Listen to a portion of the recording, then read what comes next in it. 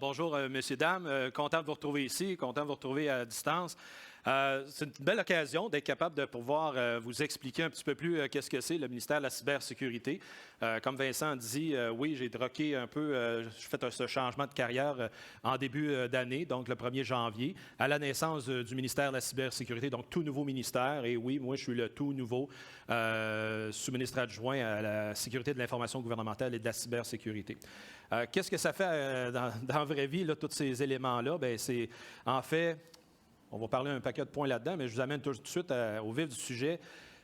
Ceux et celles qui ont connu au gouvernement du Québec, l'ITQ, bien avant ça, le CSPQ, bien oui, c'est des transitions administratives pour aujourd'hui donner le ministère de la cybersécurité. Pourquoi tout ça? Bien, vous voyez, c'est quand même pas une petite organisation, beaucoup d'éléments techniques, plus de 2000 employés, puis après coup, oui, beaucoup d'infrastructures. À travers les dernières années, il y a eu une recrudescence, reconcentration des centres de traitement de l'information, donc pour en faire moins, faire une meilleure rationalisation pour une meilleure gestion, mais ça ne demeure pas moins que la superficie qu'on a à couvrir en province et la population qui croît à chaque année fait en sorte que le besoin d'avoir le nouveau ministère, bien, c'est pour en même temps concentrer les idées, les ressources, et aussi, comme on va découvrir, bien, la stratégie de protéger cette information-là qui est encore là plus important pour tout le monde. Alors, la mission, diriger et coordonner les états de l'action dans le domaine de la cybersécurité, parce qu'on sait que la cybersécurité est de plus en plus un besoin criant, on peut-tu dire criant, mais aussi, regardez comment est-ce que la finance à travers les années, on va peut-être dire sur les 50 dernières années, bien, ça a pris d'importance et à une table de décision, on a un VP Finance, puis au gouvernement, un ministère des Finances. Mais pour la cybersécurité, depuis les 20 dernières années, on a toujours dit que l'information, c'est important, la protection du renseignement personnel, c'est important, puis c'était toujours un chapeau de 4e, 5e responsabilité. Dès le 1er janvier, ce chapeau de responsabilité premier revient au ministère qui, lui, est à la table des ministres. Et à travers la planète, il y a 3 autres, et même depuis hier, 4 entités très distinctes qui ont cette responsabilité d'amener la cybersécurité à un niveau de gouvernance. Le cyberdirectorat en Israël, The Office of Cybersecurity Director, donc un bureau du cyberdirecteur tapé direct sur la Maison-Blanche au président, et ici, le ministère de la cybersécurité. Le 4e qui est né hier, c'est celui avec le secrétaire d'État aux États-Unis qui ont un bureau maintenant spécialisé pour le cyberespace. Donc, ce n'est pas juste un hype récent, mais bien une orientation que beaucoup d'organismes dans le monde, et surtout les organismes publics, regardent. Et le message qui est dégagé de ça, c'est d'amener, et je l'espère bien, la réflexion jusqu'à l'entreprise et dire à l'entreprise, bien, je pense qu'il faut que tu amènes la cybersécurité au niveau exécutif et non plus en arrière-plan. Donc, comme vous voyez, le gouvernement, il y a quand même une grosse mission, mais surtout favoriser la transformation numérique qui est déjà en cours, ça on le sait, concentrer et développer une expertise interne, alors que tout le monde, on le sait de façon folklorique, au gouvernement, des fois, c'est des incubateurs que les gens démarrent au gouvernement, ils s'en vont ailleurs. Mais là, il faut faire l'inverse en même temps. Il faut amener et développer cette expertise-là à l'interne. Et comme vous allez voir, avec des ressources que l'on a, bien, on est en train de le faire. On est en train de développer justement une bonne relève et en même temps axé sur l'expertise de pointe en cybersécurité. Et après coup, qui nous amène à permettre l'utilisation d'infrastructures technologiques partagées et en même temps, c'est le service qui est offert aux citoyens au final qui en est bonifié. Bonifié comment?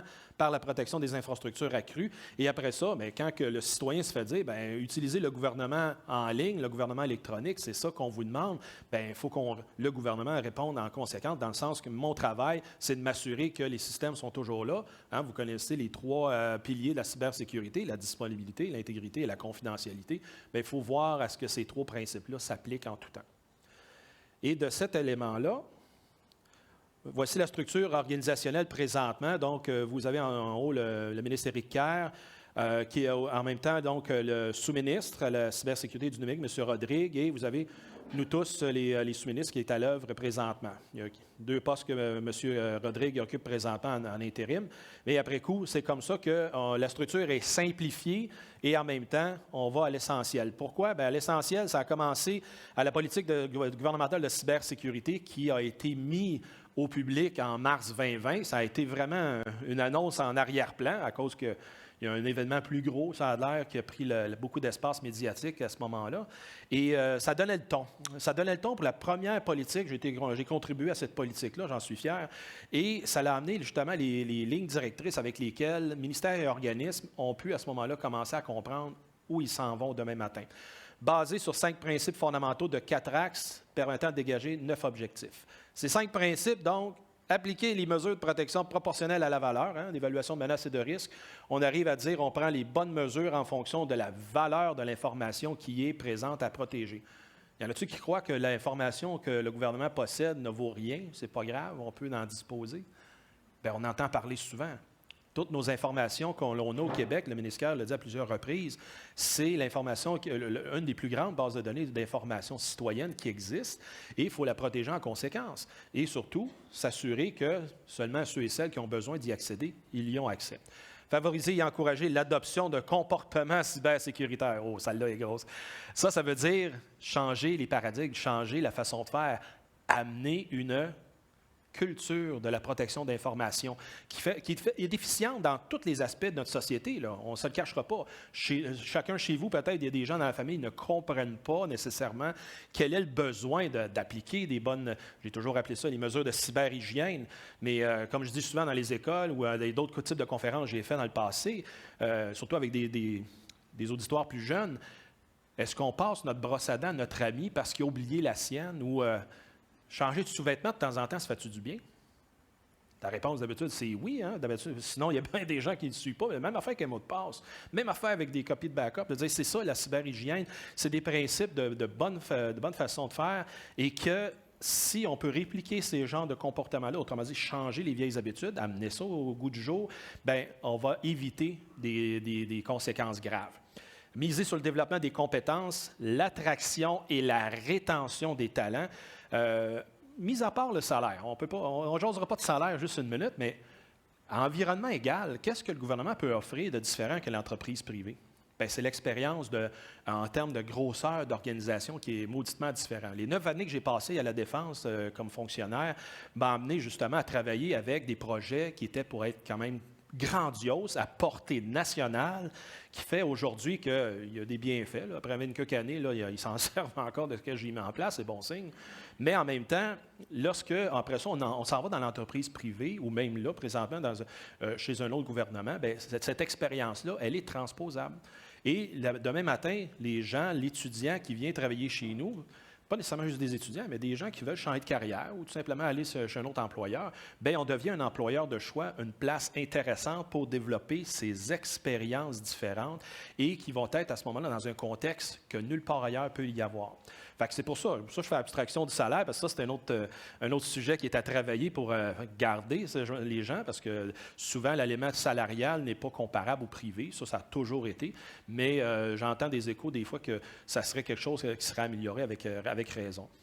Fait que donc, après ça, encourager le partage et la mise en commun. Fait que le travailler en silo, en cybersécurité, je ne connais pas ça. Parce que, autrement dit, si on recule, là, peut-être 10 ans, chacun des organismes travaillait en isolation. Tout le monde travaillait sa petite affaire dans son coin. Ça ne marche plus aujourd'hui. On ne peut pas juste dire on applique une telle mesure à un organisme et l'autre organisme va faire une autre initiative, puis personne ne va savoir qu'est-ce que l'autre a fait. Ça, c'est négatif en termes de résultats à la fin. C'est la raison d'être du ministère de la Cybersécurité. Une stratégie de protection d'informations commune avec un spectre d'application à grandeur du gouvernement.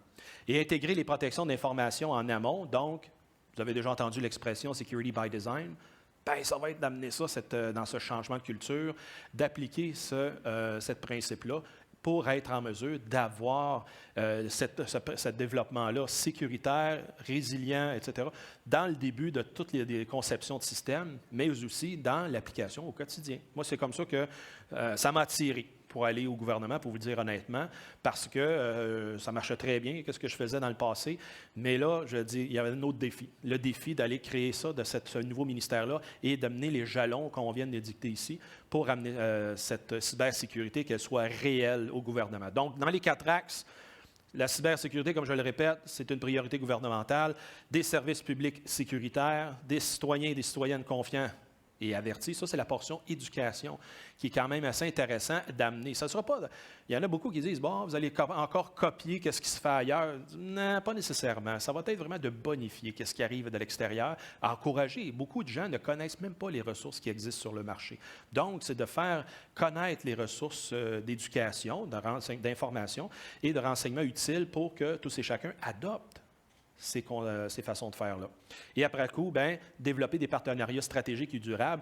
En mai 2021, le ministère du MCN, c'est-à-dire, a eu une entente signée avec le Centre de cybersécurité du Canada, donc le CST, qui est l'autorité technique nationale au Canada pour tout ce qui est protection d'information. Et ce partenariat nous permet, sur une base régulière, d'échanger, et même au besoin, des fois, des choses exceptionnelles, l'information, des façons de faire avec le CST à Ottawa. Donc, on ne fait pas juste, comme je vous ai dit tantôt, travailler en silo, on étend nos connaissances un peu partout. On s'est joint aussi au Canadian Cyber Security Threat Exchange, donc un consortium d'échange de tout ce qui est sur le renseignement cyber au Canada et qu'on permet à travers tous les autres homologues au Canada, compagnies privées comme organismes publics, partager qu'est-ce qu'on perçoit sur le marché. Même en fait avec mes homologues CISO à travers toutes les autres provinces où on a à chaque mois une tribune avec laquelle échanger qu'est-ce qui est perçu de part et d'autre du pays. Et ça, c'est très important. Comme il y a 3 semaines, si mon souvenir est bon, on échangeait justement sur le Kaspersky, qu'est-ce qui se discutait. Bon, bien, c'est quoi la perspective dans l'Ouest? C'est quoi la perspective des maritimes par rapport à ça? Et c'est important qu'on fasse cet échange d'informations-là. Puis là, on ne parle pas d'affaires de bébites puis d'affaires techniques. On est vraiment donc dans des éléments de gouvernance. Puis après ça, si on a besoin d'aller dans le technique, bien, les équipes techniques peuvent se parler. C'est ça qui est important, l'échange d'informations. Et après coup, dans les 9 objectifs, bien, vous voyez, il y a quand même beaucoup d'éléments particuliers. Et ce que j'aime beaucoup retenir dans celle-ci, dans ces 9 objectifs, c'est le numéro 4, être proactif face aux menaces émergentes. Et ça, les menaces émergentes, bien, on en a des exemples à chaque semaine. Et ces menaces-là, c'est qu'ils nous proviennent à cette heure de toutes sortes de spectres dans la société. Des menaces techniques, des menaces financières, des menaces environnementales. Et quand ça vient toucher nos systèmes d'information, ça va les amener dans toutes ces considérations-là. Tu sais, la semaine passée, c'est-à-dire, il y a eu l'annonce d'une tempête solaire. Bon, je me suis fait emmener quelques questions à savoir, est-ce qu'Hydro-Québec il est prêt à faire face? On va-tu vivre un autre 1989 ça va tomber? La réponse est oui. Hydro-Québec a appris de ça. On fait en sorte qu'ils ont amené de la robustesse dans les systèmes, etc. Je ne parle pas au nom d'Hydro-Québec, mais je dis juste les travaux qui ont été faits préparent que ça ne tombera pas comme dans le passé. Au même titre que d'autres éléments techniques, bien, il faut qu'on le voit en amont, c'est-à-dire à l'avance, pour être capable de se protéger contre ces menaces-là. Et ça va avec les échanges d'informations de part et d'autre. Quand on est capable de les échanger, prenez la météo, c'est le meilleur exemple. Bien, si on n'en parle pas d'une tempête qui approche, on ne se préparera pas, puis on va subir les contre-coups, ça va être plus long de sortir de ça. Il y en a qui vont dire, ouais, mais il y en a des tempêtes des fois, puis il n'y en a pas. OK. Même affaire, comme la semaine passée, vous avez entendu parler de Spring4Shell, que là, il y avait des prédictions qui étaient pour être le prochain Log4j, préparez-vous, ça va donner un coup. Après l'évaluation de menaces et de risques, parler avec les partenaires, parler avec l'entreprise privée, c'était pas plus grave. Un, c'était plus difficile à exploiter. Deux, les preuves de concept continuent à circuler. Et après ça, est-ce qu'on était prêt? On se prépare, on met les équipes en stand-by. Avez-vous patché vos affaires? Oui, on a le rapport que les systèmes sont patchés. OK, on est prêt. Donc, y avait-tu d'autres choses après? Non, on attend encore la vague. Mais la vague, elle n'arrive pas. Dans ce cas ici, il y a des compagnies sur les médias sociaux qui ont vraiment gonflé l'événement. Mais ça ne nous empêche pas d'être prêts à faire face à ces événements-là. C'est ça qui est important. Autant dans l'entreprise privée, autant chez le gouvernement. Fait que donc, tirer parti en 6 de l'expertise de pointe en matière de sécurité, en matière de cybersécurité, c'est la raison d'être que je suis avec l'organisation. Ils sont venus me recruter pour amener l'expérience puis la mettre à contribution, tout comme j'aimerais bien faire avec tout le monde ici parce que vous avez tous une expérience unique. Il est bon à contribuer et en échange, il y a aussi de l'expérience et de l'information qu'on peut se partager. Alors, l'autre élément qui est arrivé aussi, il n'y a pas si longtemps, sous le projet de loi 64 est la protection du renseignement personnel. Mais particulièrement pour amener la réalisation, plutôt rendre plus facile l'interprétation du PL 64, mettant la loi 25, c'est le PL 95, le projet de loi 95, auquel j'ai participé aussi dans les travaux. Et cet élément-là, ce qui fait un fait important de ce PL-là, de ce projet de loi, c'est d'être en mesure d'amener une classification de l'information. Parce que je suis sûr qu'il y a des professionnels dans la salle ici qui travaillent à sécuriser l'information. Est-ce que vous sécurisez, vous autres, toute l'information dans un système donné parce que vous dites, ça sert à quoi de séparer, on va mettre l'encryption partout? C'est coûteux et techniquement très demandant. Donc, ça serait peut-être mieux de dire, bien, on va classifier l'information selon une importance, la confidentialité par exemple, et après ça, on va dire, bien, on va protéger juste l'essentiel. Donc, s'il y a de l'information croustillante dans une partie des systèmes, bien, on va juste chiffrer cette information-là qui représente peut-être 15 du système. Le restant, on va le laisser rouler parce que c'est considéré de la donnée normale. Et c'est des éléments comme ça qui font en sorte que vous allez à ce moment-là juste protéger l'essentiel et être en mesure de détecter si jamais quelque chose ne va pas bien. Parce que c'est cette exception-là qui est à surveiller plus que tout l'ensemble, alors que c'est très demandant. Ou bien coordonner les initiatives de transformation numérique qui nous amènent après ça, donc, dans la numérisation de tout l'ensemble du gouvernement, bien, on va amener que lorsque cette numérisation-là va être complétée, bien, elle sera faite de façon, oui, elle aurait été faite de façon ordonnée et séquentielle, mais après ça, elle l'est fait pour que ça soit protégé adéquatement selon ce qui était documenté. Parce que si je ne sais pas pour vous autres, il y a des praticiens encore là de cybersécurité dans la salle que si vous arrivez chez un client, vous arrivez dans un projet, vous ne savez pas en quoi vous avez affaire. Autrement dit, vous êtes devant un système, vous êtes devant une salle de traitement de données. On vous dit sécurisez ça. Quel va être votre premier geste à faire? Moi, en tout cas, dans ma pratique, j'ai toujours dit il faudrait peut-être faire l'inventaire. On sait-tu en quoi qu'on a à faire? On a combien de liens qui rentrent et qui sortent? On a combien de systèmes? Combien de personnes qui ont des droits d'administration de privilèges élevés, etc., etc. Là, ça vous donne une idée. Est-ce que c'est un fromage suisse que j'ai à faire ou bien c'est un bon vieux gruyère, ou, sans faire de jeu de mots avec les fromages? Bien, c'est ça pareil. Sinon, ça devient long, la journée est longue parce qu'au moment où vous dites « Ah, mon système est sécure », non, regarde, il y a de l'information qui a été exfiltrée dans telle place. Comment ça qu'il y a un lien qui est là, je ne savais pas. C'est ça qu'il faut faire comme regroupement.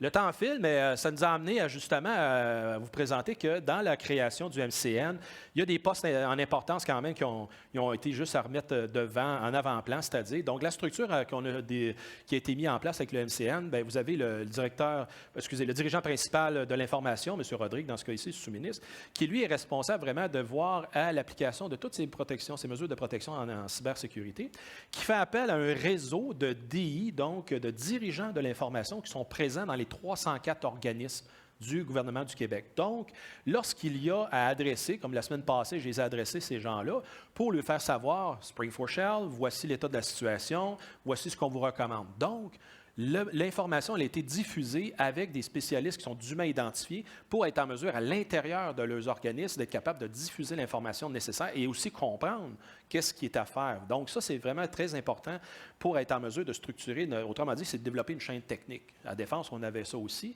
et j'ai trouvé l'idée très bonne pour être capable de faire cette transition-là.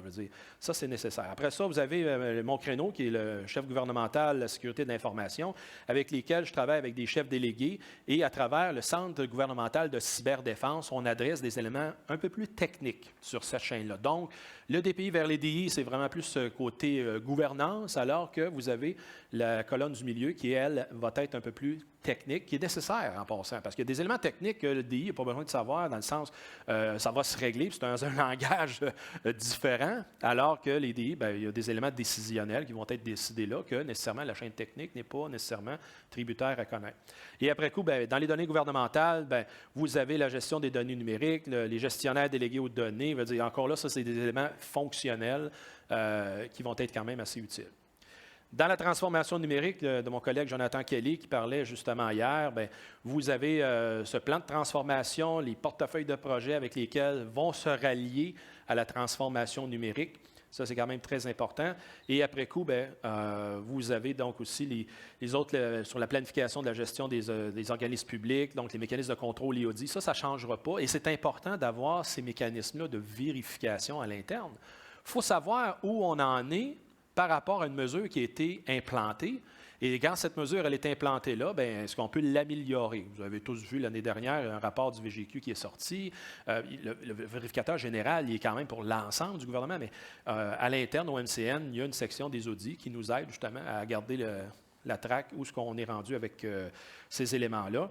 Et après coup, d'autres dispositions, comme vous voyez, donc signature par un moyen technologique, validation de rétroaction de tous les documents signés. Donc ça aussi, c'est en travail et ça va nous amener à avoir cette transformation numérique qui va se compléter. Parce qu'une signature numérique, ce n'est pas juste de prendre une signature qu'on a faite à la main, puis qu'on scanne, puis ça devient un JPEG qu'on applique dans un PDF. Ce n'est pas ça une signature numérique. Au final, il faut être capable d'authentifier qui a fait la signature, il faut être capable de vérifier si le moyen électronique utilisé a été compromis ou il est falsifié, etc. C'est plus compliqué. En 1999, j'installais ces systèmes-là à la Défense, qui sont encore en fonction, qui s'appellent l'infrastructure avec les publics. Ici, au ministère de la Justice à Québec, c'est l'organisme principal qui s'en sert.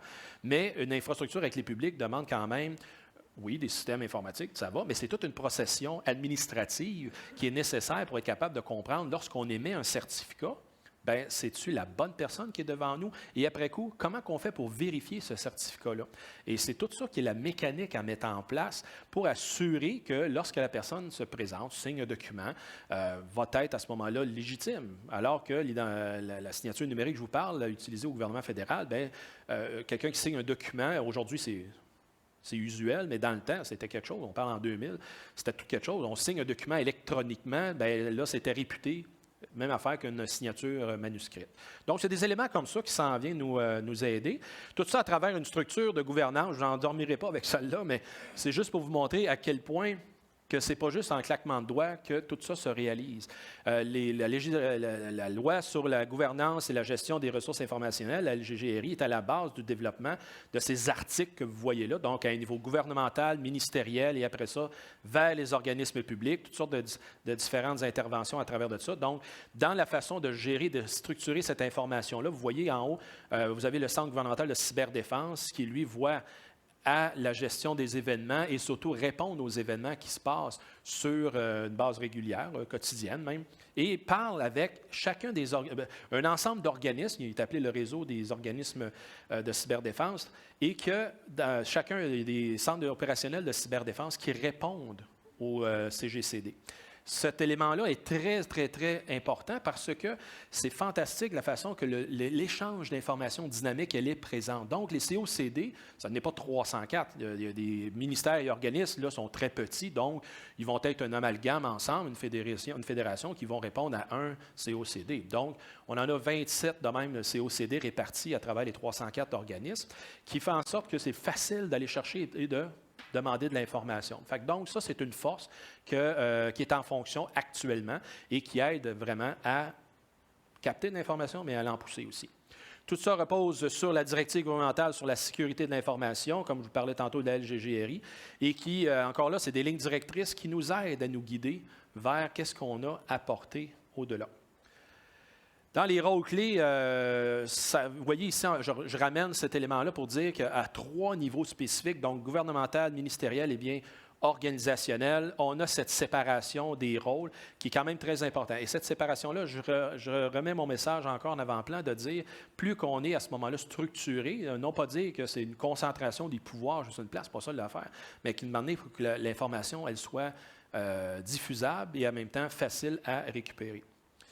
Dans le processus de gestion de risque, ça, c'est des choses que vous devriez savoir déjà, dans le sens que ceux et celles qui sont dans le domaine de la sécurité de l'information, on ne réécrit pas la Bible en faisant ça, excusez, mais on ne réécrit pas les façons de faire. Il faut établir le contexte, faire l'analyse de risque, plan des traitements des risques. Ça roule, ça, là. C'est quelque chose de commun. Autrement dit, on ramène le même langage. Et donc, ceux et celles qui le pratiquent, tant à l'école, tant à l'entreprise que dans d'autres sphères gouvernementales, que ce soit municipales, au fédéral ou provincial, on parle le même langage comme ça. Et c'est de même, il faudrait l'approcher à chaque fois. De cette façon-là, on est sûr de ne pas manquer nos coups, puis on n'oublie rien dans le processus. Alors, c'est comme ça que le Centre gouvernemental de cyberdéfense a été fondé, il y a 2 ans, en 2019. Déjà 3 ans, wow! Et tout ça basé sur l'NIST, donc le Cyber Security Framework. Vous voyez donc, c'est quand même des éléments très, très, très facilement identifiables face au CSF. Et encore là, il a été décidé à ce moment-là d'utiliser un framework, donc un cadriciel, quand j'ai vu récemment comme mot, et qui amène la structure, donc elle est universelle. Là. Encore une fois, ce n'est pas de réécrire les façons de faire, mais bien de prendre quelque chose qui est éprouvé. OK, c'est une norme américaine dans ce cas ici, mais qu'elle a fait ses preuves et que ça travaille très bien. Donc, les gens qui arrivent du marché du travail viennent se joindre à l'équipe du CGCD, bien, ils ont déjà une bonne idée s'ils connaissent c'est quoi le CSF, d'être capable de s'y joindre et de travailler de façon agréable avec ce cadre-là. Et tout ça, ça l'a amené à la création, par le CGCD, de la première formation offerte au COCD, et en même temps d'être capable, je parlais de rétention, d'aller chercher des gens dans la prochaine génération, bien donc de créer un programme pour amener une cohorte à avoir des étudiants, les former, les payer pendant qu'ils suivent le stage et formation, et après coup, les amener des certifications. Fait que donc, présentement, la cohorte est à 10 étudiants qu'on a recrutés. Et ces étudiants-là, au cours de l'été, vont faire un stage avec les gens du CGCD.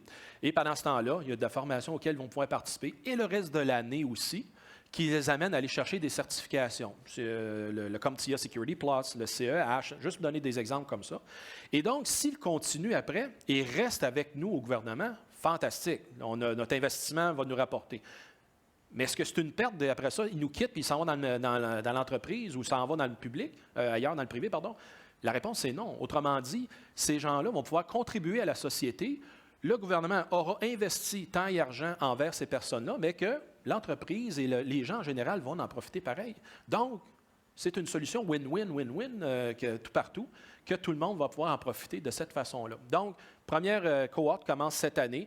On a bien hâte et après coup, on va voir les résultats que ça va donner, mais je suis pas mal certain que ça va être gagnant en bien des points. Et comme récemment, vous avez peut-être vu, à la suite de certains événements, bien, il y a une plateforme de signalement des vulnérabilités en octobre 2021 qui a vu le jour ici au Québec. Et j'appelle ça une belle réalisation parce qu'un gouvernement qui offre la possibilité aux gens, à la population, de venir dire que, hey, vous avez un bug dans votre système, vous avez une faille dans votre plateforme. Wow! Les Américains le font depuis 6-7 ans, avec, exemple, le Pentagone, donc des environnements structurés comme ça. Mais là, au Canada, encore une fois, le premier organisme à le faire. Et ça, c'est un bel avancement parce que ça l'est dans la mission d'aller chercher la possibilité d'aller rejoindre la population et de mettre à contribution. Donc, tous et chacun, vous pouvez y aller, vous enregistrez, vous dites quelle est votre évaluation sur la vulnérabilité que vous percevez sur la plateforme. Il y a des règles à suivre, mais la plateforme vous le dit. Vous avez perçu telle faille dessus, vous la rapportez, vous la soumettez, tout simplement. Et c'est ça qui fait que c'est une force d'aller parler, dialoguer avec les gens. Fait que ça, c'est quand même une belle réalisation et que c'est le CGCD américain qui gère cet élément-là. Alors, au quotidien, bien, c'est la vigie qui s'applique, la sensibilisation des élus aussi, parce qu'on le fait, ça aussi, cette sensibilisation-là est très important pour que tous et chacun soient au fait de ce qui se passe au quotidien, soient au fait de ce qui se dégage. Et après coup, on coordonne l'information lorsqu'elle nous arrive de l'externe vers l'interne, pour après ça la disséminer à l'intérieur, pour ne pas garder ça. Encore une fois, les 304 organismes, je le répète, on travaille tous en symbiose ensemble, et si on est là, en haut, on garde l'information parce que non, c'est nous autres qu'on a été la chercher, on la garde, puis c'est secret. Non, il faut diffuser ça. La majorité d'informations techniques, vous le savez, c'est du domaine public. Fait que donc, ça ne sert à rien de commencer à mettre des étampes secrets, confidentielles. Ça n'a pas sa place. On perd du temps. Puis ça coûte cher pour rien. Fait qu'il faut aller justement donner l'information le plus rapidement possible. Et encore là, développer les partenariats, les maintenir surtout. On peut les développer, mais si on ne les entretient pas, ça ne va pas bien. Et à ce moment-là, assurer que le recrutement, il y a une pérennité dans le temps, puis tout le monde aime travailler chez nous. Alors voilà, c'est qu'est-ce que j'avais à présenter. Je me fais disponible à répondre à vos questions. Merci.